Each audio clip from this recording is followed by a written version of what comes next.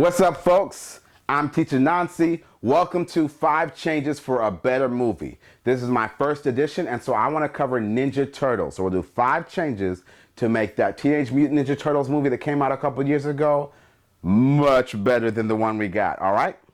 Number 1, vibrant character designs. We saw the big roided out freaks that they got, and a lot of people complained about it. What's really sad is they showed us better character designs halfway through the movie. We had these Teenage Mutant Ninja Turtles. They were cool, they were young, they were vibrant, they were athletic, they were kind of cutesy, something that's more appropriate for an all ages event instead of the sort of hyper masculine thing we ended up getting. All right. Number two, an origin story villain. Now, with a lot of these superhero movies, and Ninja Turtles is one, you have a villain that fits in with the origin story. If you do Batman, you have Ra's al Ghul train Batman. If you do Iron Man, you have Obadiah Stane work with Iron Man at this company. A bad example would be the Spider-Man movie from 2002. If you watch it, there's 30 minutes of Spider-Man's origin. That movie stops. It starts with Green Goblin's origin, and then it's a whole separate movie from then on. That won't really fly 10 years later. And so for the Ninja Turtles, instead of having Shredder and a guy who was supposed to be Shredder but isn't, sort of play ninja and play scientist at the same time, just get a scientist who specializes in turning people into mutants. There's a character just like that from the comics named Baxter Stockman, and he can make Bebop and Rocksteady and turn himself into a fly. And I know you're saying flies aren't that intimidating. Well, neither are turtles. And have you ever tried to swat a good fly? Exactly. Number 3, comedy. There's a lot of toilet bowl humor that's pretty typical of Michael Bay and the Transformers and things like that. I say keep that. Let Michelangelo give all the poop jokes you can shake a stick at.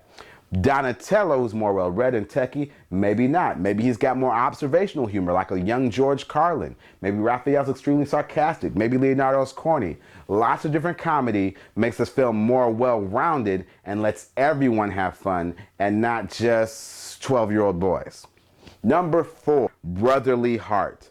Now, you can take a ridiculous concept like the Teenage Mutant Ninja Turtles and give it real heart, real pathos by injecting realistic relationships into them. This is what a movie called Four Brothers did. You've got, these random guys who were adopted by this old lady taking on a gang of drug dealers. Or even the Fast and Furious movies who are throwing cars out of planes, but because they have that brotherly bond between them and they focus on that and make that a feature, now the movie has heart, the movie has meaning, we're all invested. The Ninja Turtles have always been built on that idea. The movie needs to bring that together so we actually feel their bonds and connect with them. We all want brothers. We all want to have those kind of connections.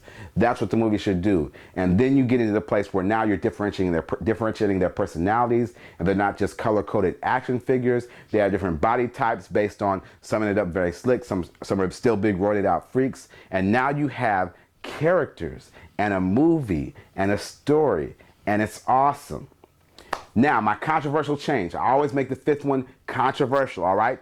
Number 5, Ninja April. I know what you're thinking. Eastman and Laird are just rolling in their graves, except they're not dead. But follow me here for a second. The movie has to follow April's perspective. She's the newcomer. She's got fresh eyes on the situation. She's going to be the eyes of the audience no matter what you do. She's going into the ninja world. She's going into the Ninja Turtles world. And if she doesn't go into ninjutsu, which is their world, then what is she doing? She's doing one of 2 things. One, she's either just not really involved in the story, and so you have the eyes of the audience who aren't really there. That's a horrible idea. That's not really good writing to me. Or 2, you have a lot of contrivances. She had them as pets, and they were her dad's lab experiments, and she happened to run into them on a roof, and that's not good either.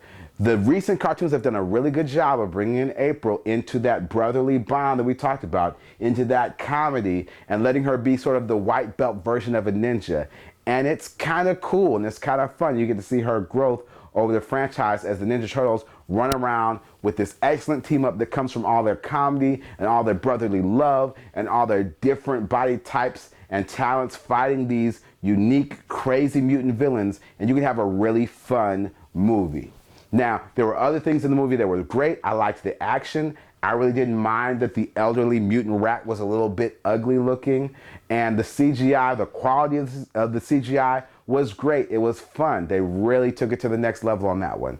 But these 5 changes would have made a movie awesome. And it would have set up the Shredder to be this big, Joker, Winter Soldier, epic event throwdown that everyone could be excited about, instead of asking, okay, how are they going to mess up the next one?